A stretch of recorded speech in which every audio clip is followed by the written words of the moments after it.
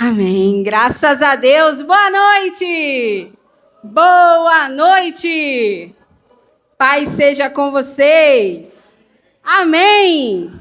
Que bom que você está aqui, que bom que você veio. Louvado seja Deus pela sua vida. E bendito seja o Deus Todo-Poderoso e ao seu Santo Espírito que age em sua igreja, que opera em nós e nos convence de que esse é o melhor lugar para nós estarmos uma terça-feira à noite, depois de um dia de trabalho, de correria. É Ele quem nos convence, é Ele quem nos faz compreender a importância de estarmos na igreja numa terça-feira à noite. Por isso eu quero pedir a você que abra sua Bíblia comigo. Abra sua Bíblia comigo aí, em 1 Coríntios. Deixa eu colocar aqui de um jeito que não voe. Espera ainda. Aí eu vou colocar isso bem assim. Aí não vai voar. Eu acho que não vai voar. Amém, graças a Deus. Quem já achou, diga, eu achei. Quem não achou, diga, escola bíblica. Todos encontraram, glória a Deus. 1 Coríntios, capítulo 3, versículo 21. Portanto, não se orgulhem de seguir líderes humanos, pois tudo lhes pertence. Paulo, Apolo ou Pedro, e o mundo, a vida e a morte, o presente e o futuro. Tudo é de vocês e vocês são de Cristo e Cristo é de Deus. Amém. Você pode se sentar no seu lugar. Aproveita e olha para a pessoa que está do seu lado e libera uma palavra de bênção sobre a vida do seu irmão. Você já liberou uma palavra de bênção sobre a vida do seu irmão? Se não, esse é o momento de você fazer isso. Diga, meu irmão, que Deus te abençoe e te guarde, que a luz do Senhor brilhe sobre você e te dê a paz. Declare a palavra sobre a vida do seu irmão, tá bom? O dever de casa para a semana que vem, de você aí passear pela igreja e ir liberando palavras de bênção sobre a vida do seu irmão. Amém, queridos? Graças a Deus. Irmãos, nós estamos com uma série de mensagens aqui às terças-feiras, com base na primeira carta que Paulo escreveu aos nossos irmãos que estavam em Corinto. Eu digo isso sempre que tenho a oportunidade de dizer que, se Paulo escrevesse uma carta para a gente hoje, seria a carta aos ludovicenses, porque nós moramos em São Luís. Mas como ele escreveu às pessoas que estavam na cidade de Corinto, é carta aos Coríntios, assim como escreveu a Éfeso, aos irmãos que estavam em Éfeso, então é carta aos Efésios. E sempre o fez com o objetivo de instruir, orientar aquela igreja. Ele também escreveu cartas pastorais, mas Paulo, ao escrever a igrejas, ele faz com o objetivo de instruir, de orientar, de dizer aos irmãos a maneira de viver na prática aquilo que tinham crido.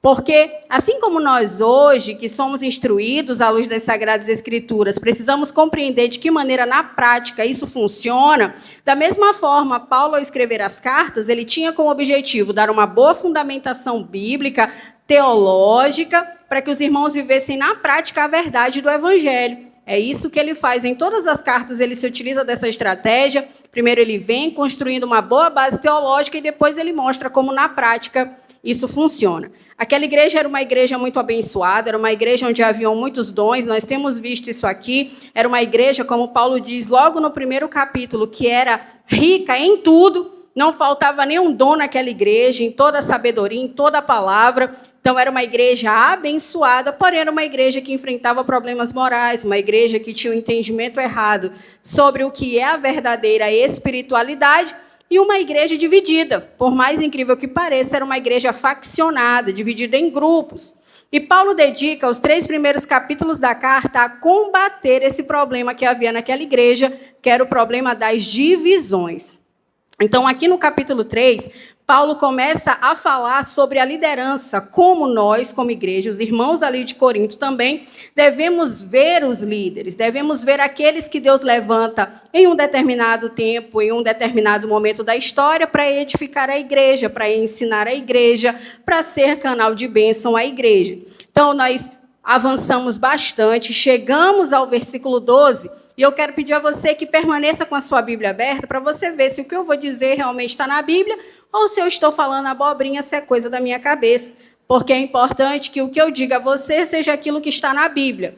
não ideias da minha cabeça, não aquilo que eu considero ser melhor, mas aquilo que está na palavra de Deus. Então, eu quero pedir a você que mantenha a sua Bíblia aberta. Quem pode manter a sua Bíblia aberta aqui, diga amém.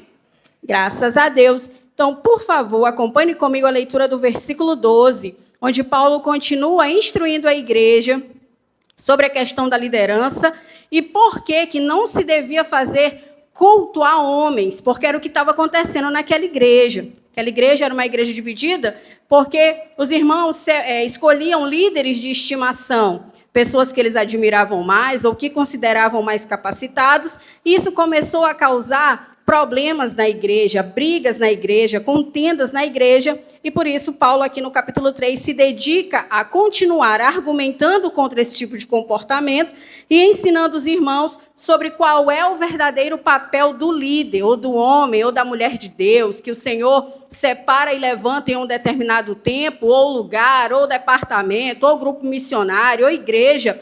Deus é quem separa homens e mulheres de Deus para serem canais de bênção em sua igreja. E aqui ele começa a orientar sobre como a gente deve lidar com essa verdade, sem que para isso tenhamos que desrespeitar a nossa liderança, ao contrário, ao líder dada a autoridade, ele deve ser respeitado, a opinião dele deve ser levada em consideração, principalmente, acima de tudo, se esse homem ou essa mulher forem fiéis ao ensino das Sagradas Escrituras, forem fiéis a Deus, derem bom testemunho, ou seja, viver aquilo que ensinam. Então, Paulo não está aqui dizendo, em nenhum momento, desde o versículo 1, que devemos desmerecer a liderança ou desvalorizar homens e mulheres de Deus, que o Senhor mesmo é quem separa para ser canal de bênção à igreja. O que Paulo está dizendo é que só existe um fundamento sobre o qual a igreja está edificada, e esse fundamento é Cristo.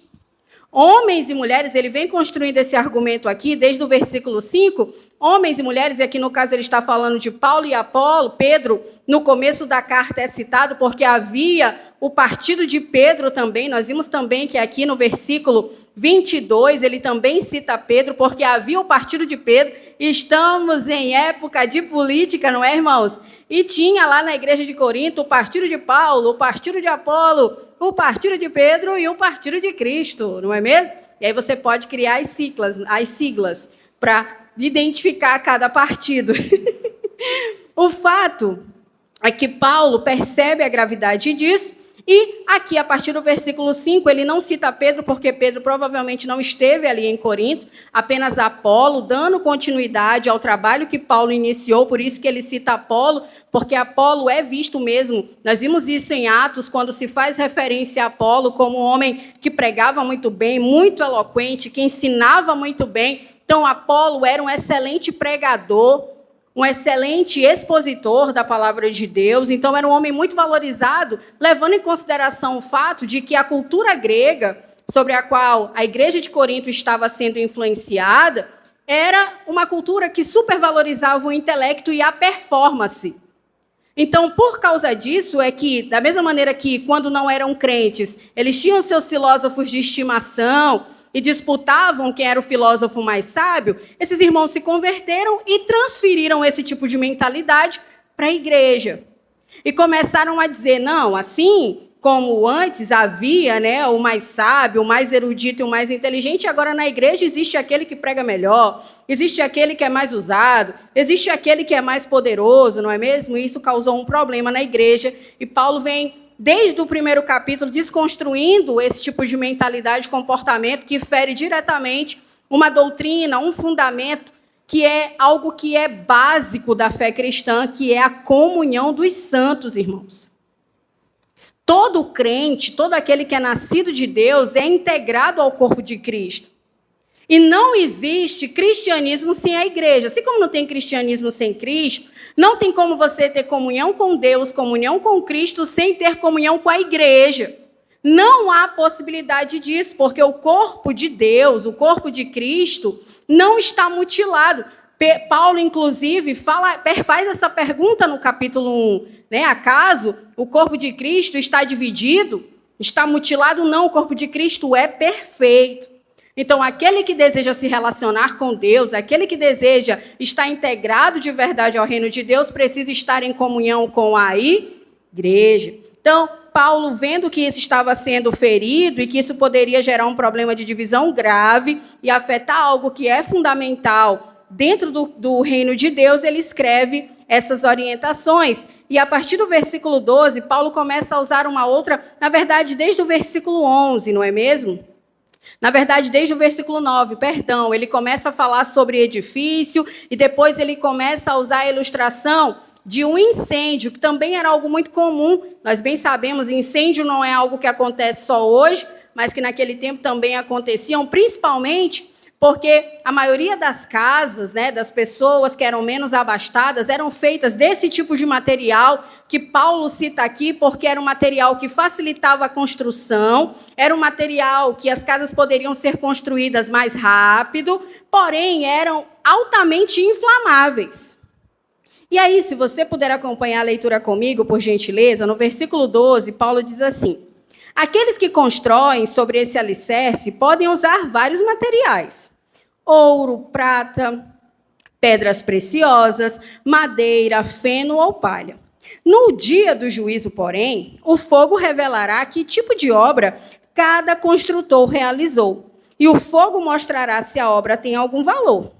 Se ela sobreviver, o construtor receberá recompensa. Se ela queimar, o construtor sofrerá grande prejuízo, mas será salvo como alguém que é resgatado do meio do fogo. Então, Paulo fala sobre dois tipos de material aqui, aqueles que são perecíveis, né? Aqueles que, ao ter contato com o fogo, viram cinzas, e fala sobre um material que, ao contrário, né? Ao ser exposto ao fogo, é refinado, é purificado, né? Não perece quando é exposto ao fogo. E aí, esses materiais são, ele cita aqui, ouro, prata e pedras preciosas. E se nós levarmos em consideração a realidade da igreja de Corinto, Paulo deseja, com este ensino, inculcar um princípio, irmãos, acerca da importância de nós buscarmos construir a maneira como temos vivido com o Senhor, e se você de alguma maneira está envolvido com a igreja, já serve, ou tem o objetivo de servir, que as suas obras, o serviço que você presta, seja um serviço permanente, um serviço que seja algo que você faça para a eternidade, e não algo que em contato com a prova de Deus não resista, porque o fogo diz respeito a isso. Diz que agora não tem como a gente saber o que motivou um ou outro a fazer alguma coisa para Deus. Mas quando Jesus voltar, no dia do Senhor, todas as obras serão expostas. E é interessante porque Paulo reforça um princípio, né, irmãos, de que nós não somos salvos pelas obras. Porque ele não diz que será condenado ou que perderá a salvação aquele que fizer a obra de Deus de qualquer maneira ou que não fizer com a motivação correta. Mas também não é um incentivo para fazer a obra de Deus de qualquer maneira. Mas Paulo deixa claro que há um galardão para aqueles que fazem a obra de Deus de maneira excelente, com a motivação correta, buscando a glória de Deus e não a sua própria glória. Então, a maneira correta de fazer a obra de Deus, a maneira correta de edificar sobre o fundamento que é Cristo, é se utilizando da fidelidade, da profundidade, se utilizando da palavra de Deus. Por quê? Porque essas características, esses itens, são de alto valor e não perecem diante da prova ou diante da avaliação de Deus. Afinal, é isso que Deus exige de nós. Que sejamos profundos, que sejamos fiéis e que respaldamos a nossa vida e o ministério que o Senhor confia a nós com base naquilo que a palavra de Deus diz. Da mesma maneira, quando pensamos em ouro, prata e pedras preciosas, pensamos em coisas que têm valor eterno. Pensamos em coisas que não são encontradas ou achadas com facilidade, exige esforço.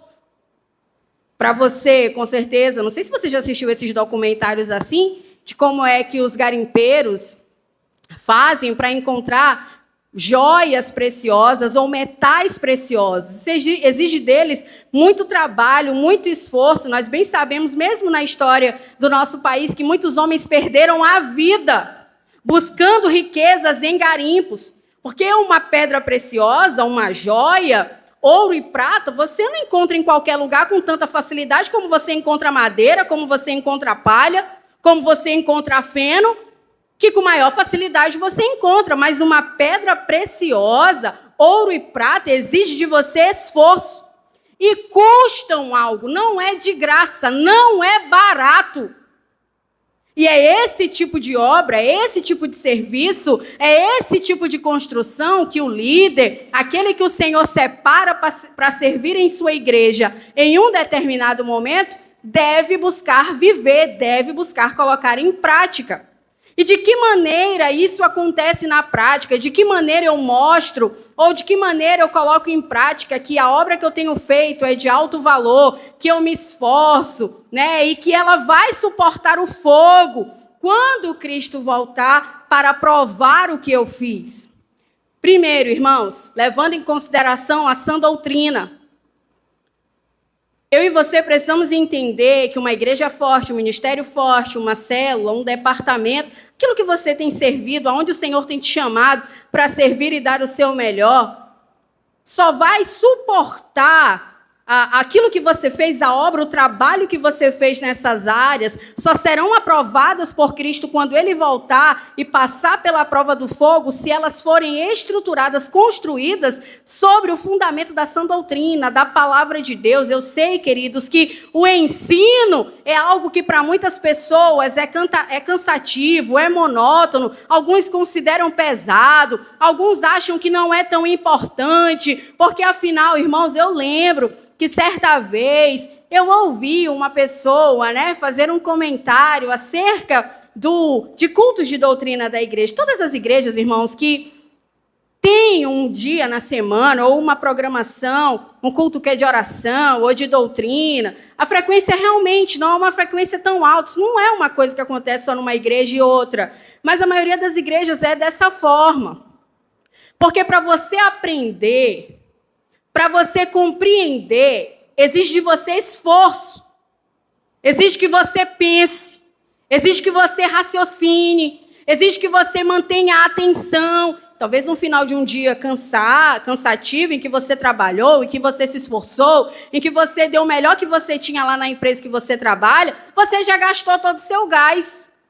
Então, alguns acham que talvez o melhor seja algo mais animado, mais para cima, ou alguns consideram mais atrativo, algo mais, assim, mais chamativo ou mais empolgante, com palavras, assim, que vão motivar e que vão impulsionar as pessoas. Só que aquele que deseja construir com material que preste para que quando Jesus voltar, essa obra seja aprovada por Jesus, precisa entender que essa construção, aquilo que ele está edificando, precisa ser edificado a partir daquilo que a palavra de Deus diz. O momento da pregação no culto, irmãos, é o momento mais importante. É o momento onde a batalha espiritual acontece de verdade. É o momento em que você fica mais cansado, é o momento em que sua mente começa a pensar nas coisas que você tem que resolver em casa, nas coisas que você deixou pendente no trabalho, que era uma demanda para hoje e você não entregou. Começa a pensar naquilo que você vai ter que resolver antes de dormir, quando chegar em casa, em algum problema que você deixou, em algo. A sua mente começa, e você começa. Eu não sei se você se sente assim, queridos, mas a maioria das pessoas, estou falando por mim, você se sente, menina do céu, você passa a noite inteira assistindo série, você passa a noite inteira tagarelando besteira com seus amigos, em uma roda de zoeira e tudo, e você se diverte, você brinca. Meia-noite, 1 hora, 2 horas, 3 horas. Meu Deus! Já está tarde. Meu Deus, eu assisti a série toda. Agora é o momento da reflexão, agora é o momento da palavra. Ai, como demora. Ai, bem que podia ser mais empolgante, né? Bem que podia ser mais assim, porque aí eu não ficaria tão cansado. Parece que a nossa mente está treinada mesmo, irmãos. A nossa carne nunca vai desejar o que é de Deus. A nossa carne nunca vai desejar aquilo que é do alto.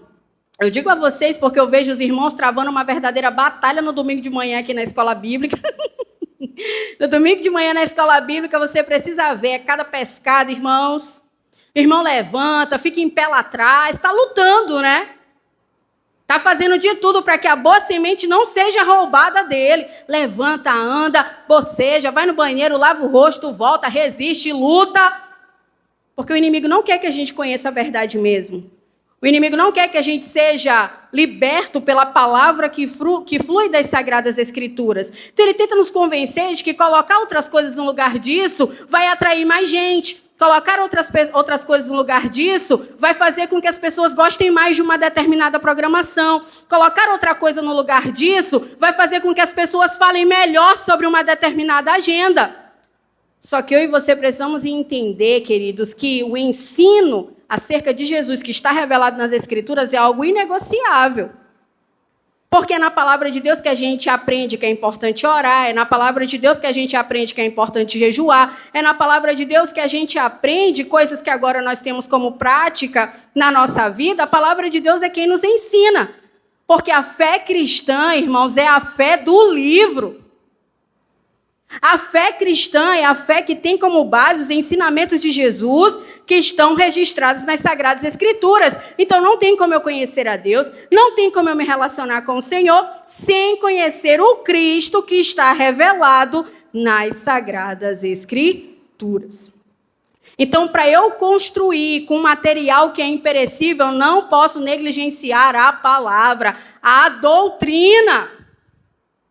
Outra coisa que é inegociável para que eu construa com um material que não é perecível e que quando Jesus voltar e provar não vai ser perdido, irmãos, é o discipulado focado no caráter de Cristo.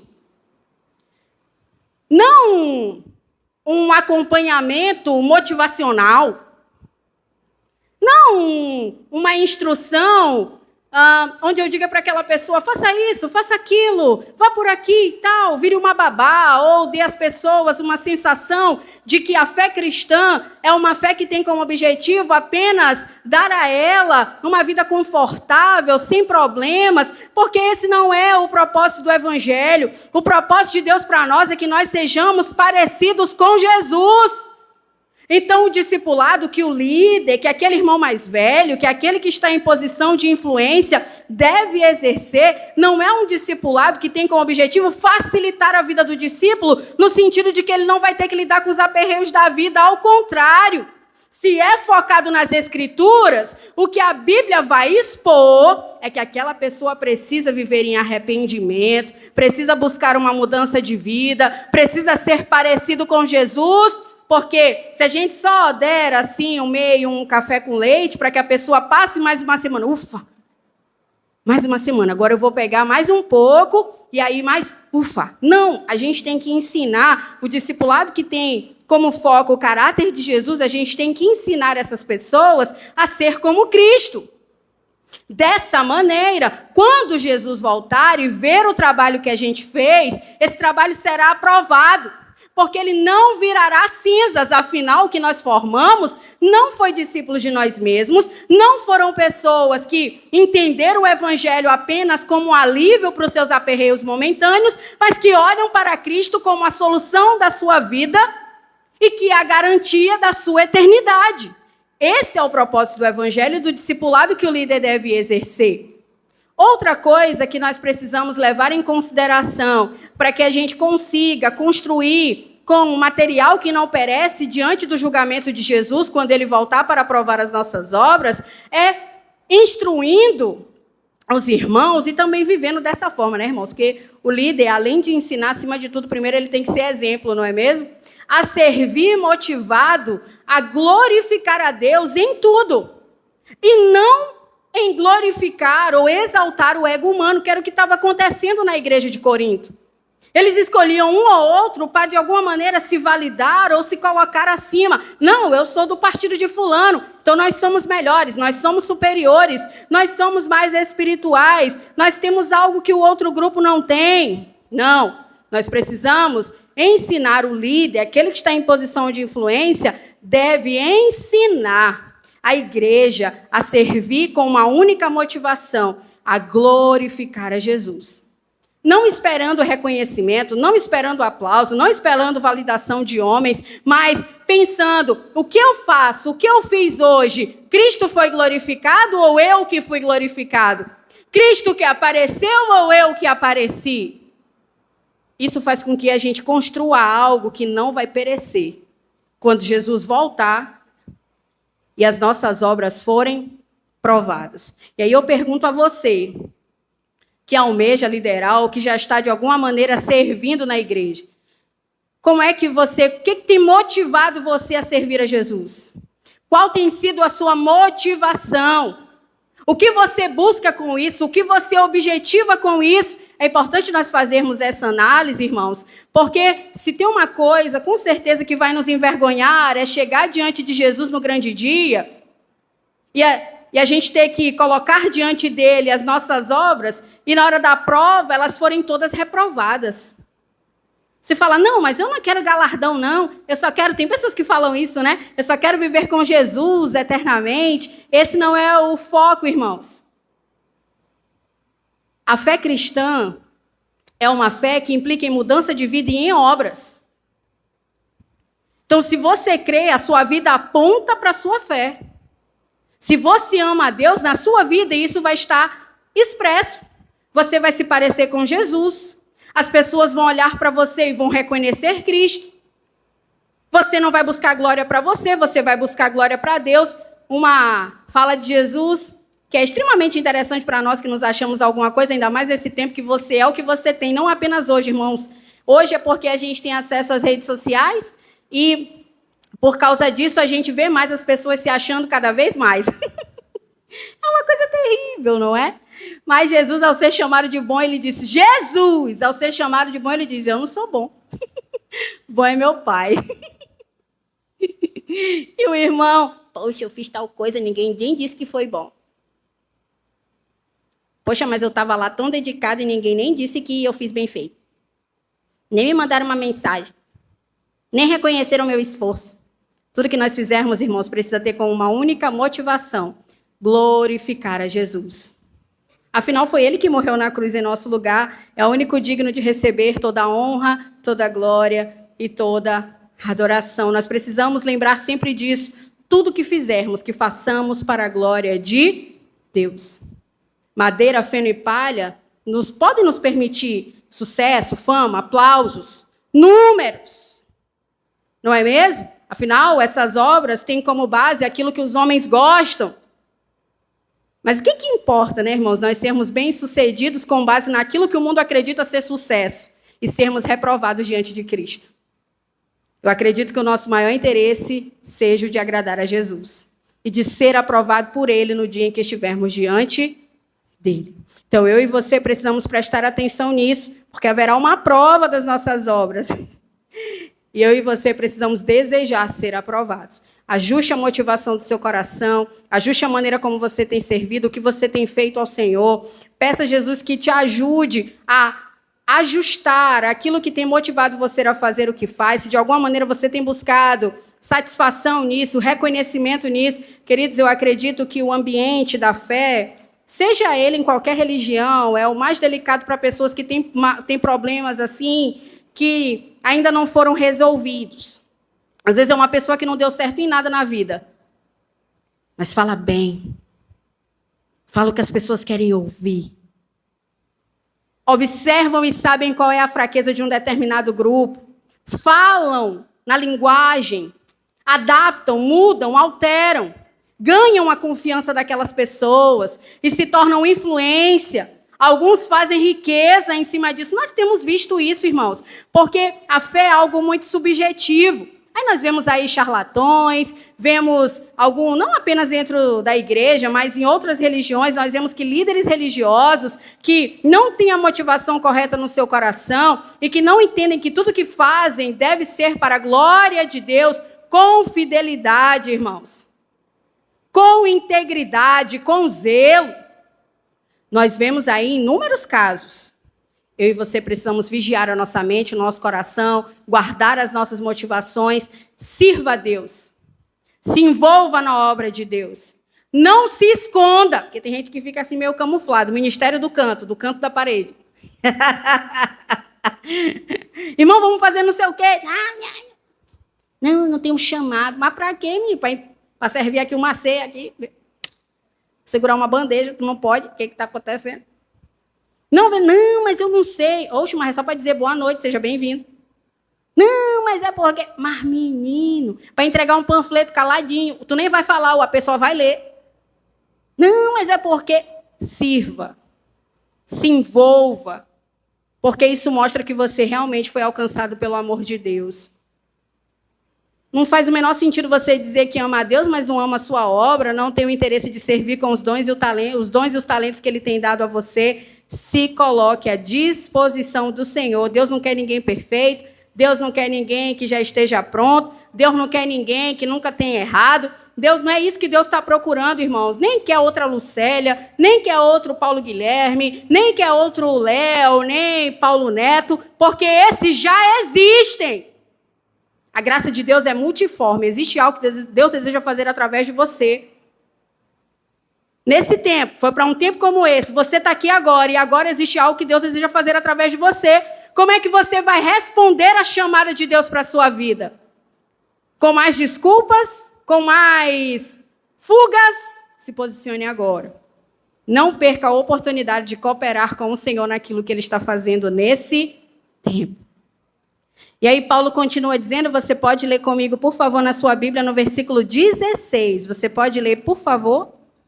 Diz assim, vocês não entendem que são o templo de Deus e que o Espírito de Deus habita em vocês? Deus destruirá quem destruir seu templo, pois o templo de Deus é santo e vocês são esse templo. Paulo está fazendo referência ao templo que nós conhecemos, o templo onde os judeus cultuavam a Deus, onde no Antigo Testamento eram realizadas as cerimônias, eram feitos os sacrifícios, onde uma vez por ano, no dia da expiação, o sumo sacerdote entrava no Santíssimo Lugar para se apresentar a Deus em nome do povo. Apenas ele tinha acesso àquele lugar. Paulo está fazendo referência a esse lugar de adoração e culto que agora não está mais limitado a uma única pessoa, não é mais um acesso restrito, mas a todos que creem, Deus se revela. A todos que creem, Deus se torna acessível. No momento em que você busca o Senhor, você encontra por meio de Cristo. Cristo abriu o caminho, rasgou o véu, liberou o acesso. Um lugar que antes era restrito, o lugar onde estava a glória de Deus e a sua presença, agora está disponível a todos os que creem em Jesus como o único e suficiente Salvador da sua vida. Nós não precisamos mais terceirizar a nossa vida com Deus. Nós temos um sacerdote, o alto, o sumo sacerdote, que é Jesus Cristo. Pode aplaudir Jesus. Ele que é quem intercede por nós diante do Pai, é o que a palavra de Deus diz, não é mesmo? Lá em Romanos, no capítulo 8. Cristo é esse meio através do qual é essa ponte que nos leva até Deus. Paulo, então, está fazendo essa comparação para dizer que hoje o lugar onde a presença de Deus habita é no meio da igreja. E é interessante nós entendermos isso, porque a igreja não sou eu. A igreja somos nós, irmãos. Não existe igreja sozinho. Eu não posso ser igreja sozinho. Eu só sou igreja em comunhão com os meus irmãos. Um tijolo ajuda, né, irmãos, a fazer uma casa. Mas um tijolo sozinho não é uma casa. Sem as outras coisas para fazer a casa, né? O cimento, os outros tijolinhos, toda a estrutura que se exige, cada um tem um papel nesse edifício. Cada um exerce uma função nessa construção, irmãos. Temos um papel. Um item dessa construção sozinho não forma nada, nem um edifício, nem uma casa, nem nada.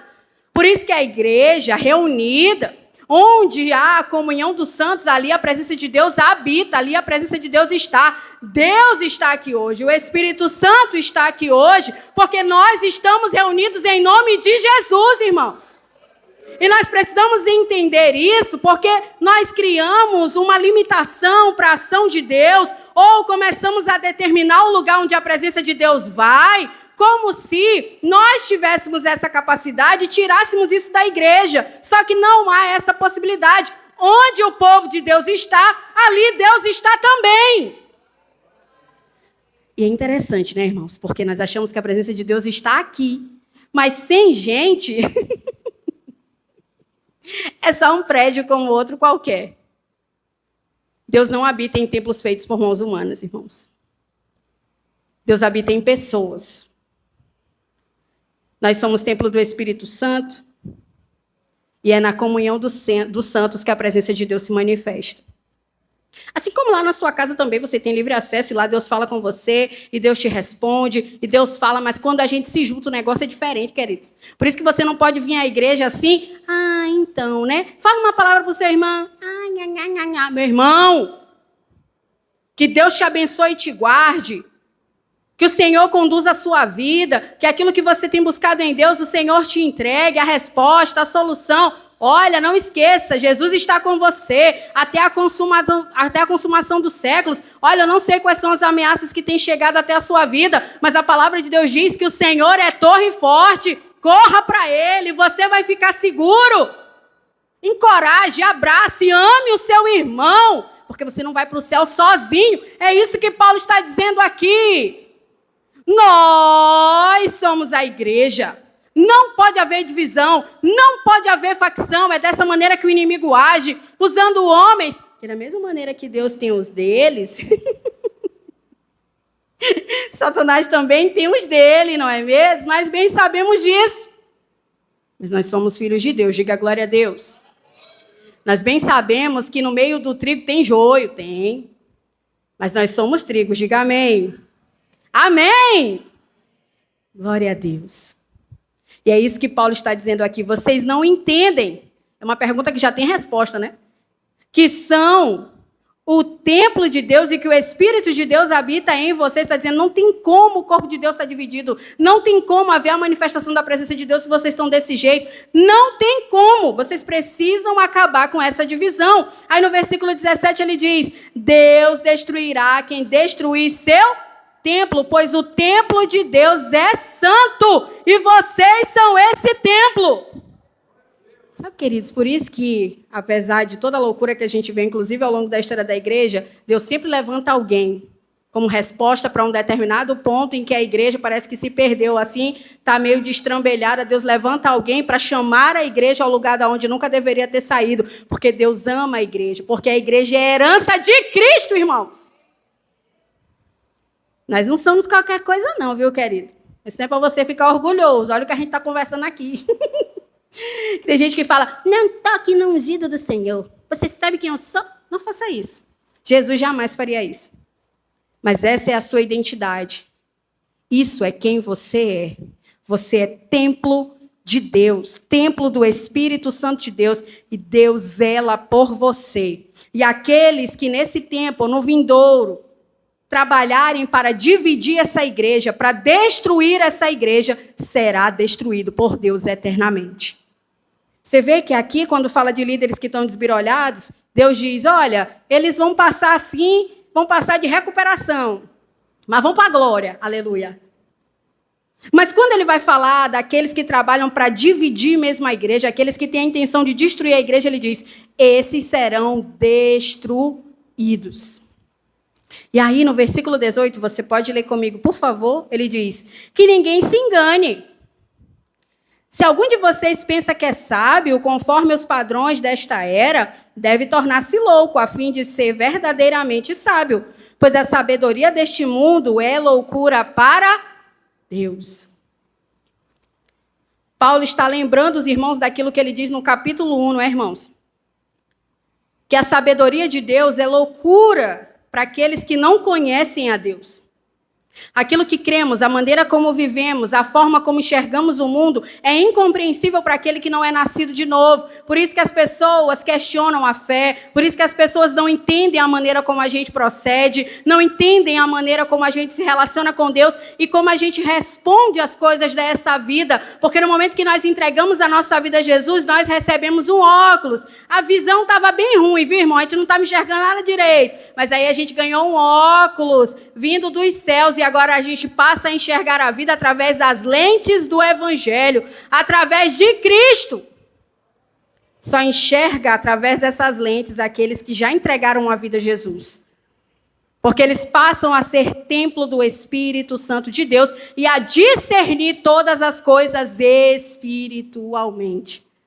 Por isso que Paulo está dizendo, irmãos, que a gente deve abrir mão da sabedoria que é humana ou carnal ou que é deste mundo, desta era, para se apegar à sabedoria de Deus. Se ali os irmãos estavam julgando a habilidade ou potencial ou valor de homens que eles escolhem ali segundo as suas preferências, com base em convicções que tinham antes de conhecer a Deus, Paulo está dizendo, agora vocês têm uma nova vida. Vocês não podem mais viver como viviam antes, como se nunca tivessem conhecido a Deus. Agora vocês precisam seguir o exemplo de Cristo e viver em unidade. Por isso que ele diz no versículo 9, pois a sabedoria deste mundo é loucura para Deus, como dizem as Escrituras. Paulo, mais uma vez, fazendo conexão com o Antigo Testamento, não é mesmo? Ele usa aqui um texto de Jó, ele diz, ele apanha os sábios na armadilha da própria astúcia deles. E também, aqui é de Salmos 94, né? Ele diz, o Senhor conhece os pensamentos dos sábios, sabe que nada valem. Nem toda a sabedoria humana, nem tudo que o homem já adquiriu de sabedoria e inteligência, toda a capacidade humana não é nada comparada à sabedoria de Deus. E ele nos dá a mente de Cristo, irmãos, para a gente pensar que nem ele. A gente não usa muito não, né? A gente pensa como se nunca tivesse conhecido. A gente não usa a mente de Jesus, não. A gente usa a mentalidade, a maneira de ver, a maneira de viver desse mundo, só que o Senhor nos chama para caminhar e viver como Jesus caminhou e viveu. Aí no versículo 21, você pode ler comigo, por favor?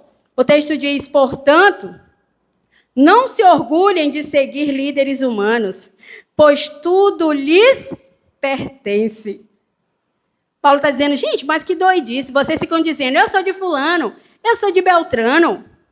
Limitando, irmãos, limitando a lideranças humanas ou algum determinado grupo da igreja, todo o privilégio da herança que herdamos em Cristo, irmãos.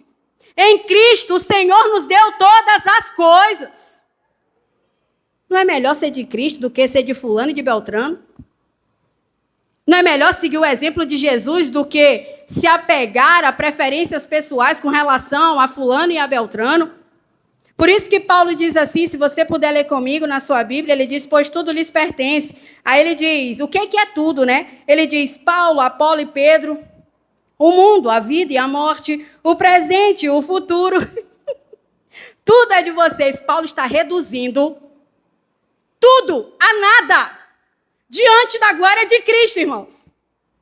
Ele está dizendo, todos esses homens, tudo que vocês consideram importantes, a riqueza, a posição, o status, a eloquência, a posição que ocupam na sociedade não é nada, porque tudo isso pertence a Deus. Deus deu a vocês. E Ele usa para que a igreja seja servida, edificada, para que continue caminhando até a eternidade com Ele. Porque Ele diz assim, se você puder ler comigo na sua Bíblia, Ele diz assim, Ele diz, o mundo, a vida e a morte, o presente e o futuro, tudo é de vocês e vocês são de Cristo e Cristo é de Deus. Paulo está dizendo, gente, parem de se apegar a um homem e a outro e se peguem a Jesus. Se apeguem a Jesus. Acabem com essas divisões. Ninguém é melhor do que ninguém. Ninguém está acima de ninguém. Ninguém é mais importante do que ninguém. Parem de julgar as relações ou estabelecer as relações de vocês com base no padrão que esse mundo diz que nós devemos usar. Usem o parâmetro das Escrituras, olhem o exemplo de Cristo, vivam como Ele viveu. Gente, irmãos, Jesus, mesmo sendo Deus, não usurpou ser igual a Deus, ele abriu mão da sua glória, irmãos. E ao ser questionado, Jesus diz: eu não vim para ser servido, eu vim para servir. E ele diz que o maior no seu reino é o que serve. Eu e você precisamos aprender isso com Jesus, irmãos. Tudo, o mundo, a vida, a morte, o presente e o futuro, o Senhor nos entregou. E eu e você precisamos entender isso. Porque esses homens e mulheres que Deus levanta, ao longo da história, ele levanta para servir a igreja. É isso que ele está dizendo. A vontade soberana de Deus foi quem levantou Paulo, Apolo, Pedro, outros tantos homens. Não porque eles eram especiais, mas porque Deus quis. Deus quis os usar nesse tempo para que a igreja seja edificada, para que a igreja seja fortalecida, para que a igreja seja chamada à realidade, para que a igreja não esqueça de Jesus. Deus é quem separa e nos dá esses presentes, para que continuemos essa jornada até o dia da sua volta, sem esquecer daquele que é o autor e consumador da nossa fé, que é o Senhor Jesus Cristo. Viva as coisas que esse mundo oferece, irmãos, com sabedoria. Esse mundo pertence a Deus mesmo, sabia? Ele foi quem criou todas as coisas.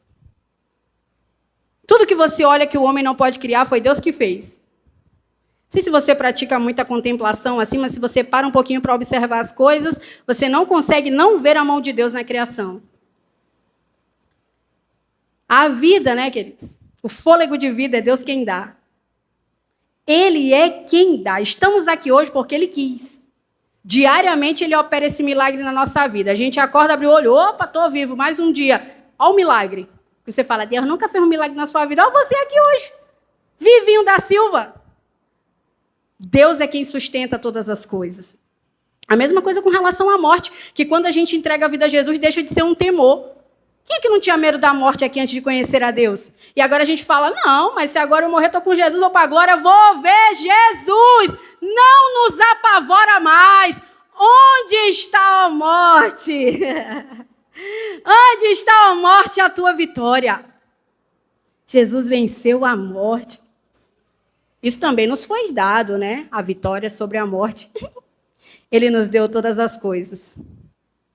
Por isso, nós precisamos entender que Ele é o fundamento e somente a Ele deve ser dada toda a glória. Amém, queridos? Vamos orar?